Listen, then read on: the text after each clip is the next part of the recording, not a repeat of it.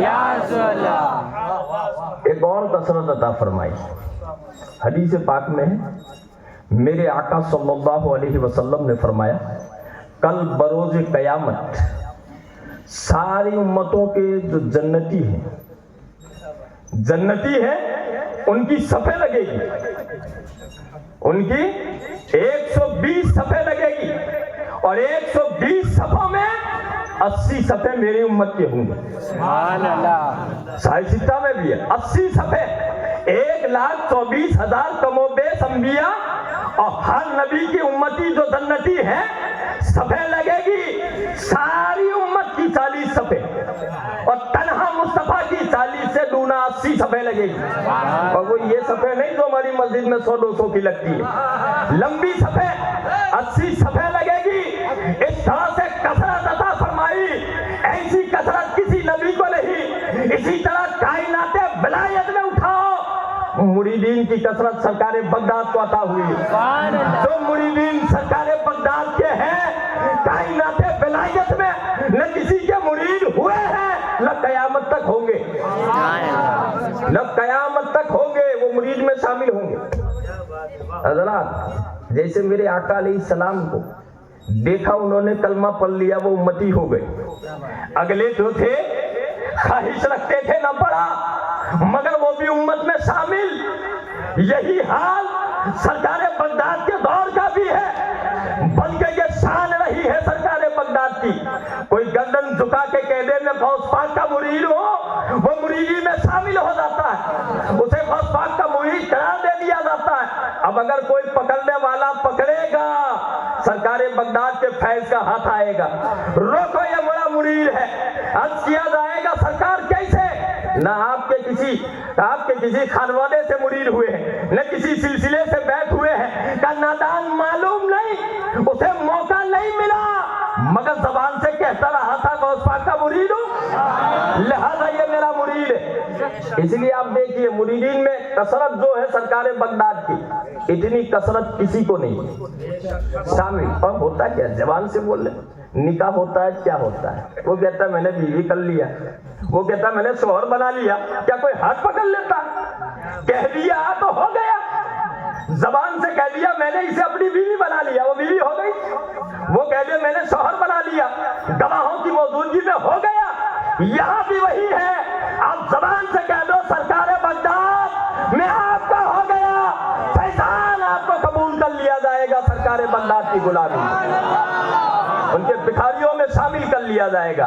پھر ہم بھی ٹھوک کے کہیں گے کیا دبے جس پہ ہو حمایت کا پنجہ تیرا، کیا دبے جس پہ ہو حمایت کا پنجہ تیرا، شیر کو خطرے میں لاتا نہیں کتا تیرا۔ یہ تو ایک مثال دی کثرت مریدین کی۔ حضرات سلاسل بے شمار ہے، یہ جتنے بھی سلسلے آپ کو نظر آ رہے ہیں، چاہے سادلیہ ہو، چاہے چشتیہ ہو، چاہے سہروردیہ ہو، چاہے نقشبندیہ ہو، چاہے مصریہ ہو، چاہے مداریہ ہو، چاہے اشرفی ہو، جتنے بھی سلاسل ہیں وہ صدرِ قادریت ہی کی شاخیں ہیں۔ اٹھا کر سن چکھا کے دکھا دو۔ دیکھیے چشتیہ ہم کہتے ہیں اپنے آپ کو، چشتی رنگ میں رنگے ہوئے کہتے ہیں مگر حقیقت میں فیض سرکار بغداد کا ہے۔ وہ جو شعر ہے نا، کون سی قسط ہے جس پہ برسا نہیں ڈالا دے رہا، وہ سرکار بغداد کی شان ہے، وہ آپ کی فیض کی بارش ہے۔ کوئی ایسی قسط نہیں بچی ہے جس پہ وہ جھالا نہ برسا ہو۔ جس وقت آپ نے بغداد میں کھڑے ہو کر اعلان کیا تھا منبر پر، خراسان کے جنگلوں میں ہند کا راجا و مہاراجا ہند الولی، ایسا ولی ایسا عطائے رسول کہ نزا کے وقت پیشانی پہ لکھا تھا ھذا حبیب اللہ مات فی حب اللہ، یہ اللہ کا حبیب ہے، اللہ کی محبت میں وفات پائی۔ وہ شان و عظمت کا مالک کہ جس نے ہندوستان میں آ کر ہندوستان کے کفرستان کو اسلامستان میں بدل لیا، بیک وقت 90 لاکھ کو کلمہ پڑھایا، وہ شان و عظمت کا مالک ہے۔ مگر خراسان کے اس جنگلوں میں وہیں سے اعلان سن لیا، اعلان سنا، گردن جھکا دی، زبان سے کہا بلالا راسی وائلی، سرکار بغداد آپ کا का कदम मेरी गर्दन पर नहीं, मेरी आंखों पर भी है, मेरे सर पर भी। ये तब वही गर्दन झुकाई, फिर बारगाह गौस में हाजिरी दिया। बारगाह गौस में हाजिर दिया, 57 दिन तक खिदमत में रहे। खिदमत में दिया, अर्ज किया हुजूर इराक दे दे, तलब किया हुजूर इराक की खिदमत मेरे हवाले कर दे। तो उस वक्त सरकार ने बयामाया, वो तो मैं सोहरवर्द को दे चुका हूं, शहाबुद्दीन उमर सोहरवर्दी को दे चुका हूं। इराक की सल्तनत और वहां की खिदमत शहाबुद्दीन उमर सोहरवर्दी को दे चुका हूं। जाओ, हिंद को मैंने तुम्हारे हवाले कर दिया, तुम्हें सुल्तानुल हिंद बना दिया। याद रखो, आज भी अगर किसी को विलायत मिलती है ना, तो सीधी बात बता दूं, विलायत अगर किसी को मिलती है और उसके दस्तावेज जो पेश होते हैं ना, फाइल, जिसको फाइल नाम पता और ये होता है ना, पेश किया जाता है, पहले ये फाइल बारगाह रिसालत में पेश होती है।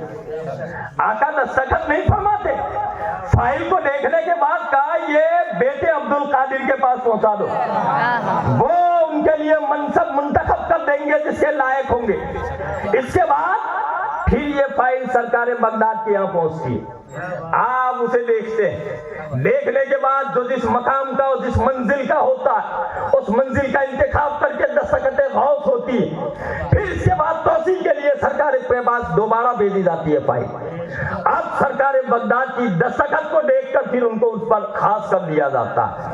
आज भी यही शान है, अगर बगैर मोहरे गौस पाक के किसी को विलायत नहीं मिलती है, न कयामत तक मिलेगी। याद रखो, मकामे विलायत के जो उरूज है, इर्तिका है, बुलंदियां है, जो मंबा और सरचश्मा विलायत का है, जिन्हें मौलल मुश्किलात कहा जाता है, अली इब्न अबी तालिब कररमल्लाहु वजहुल करीम की जात।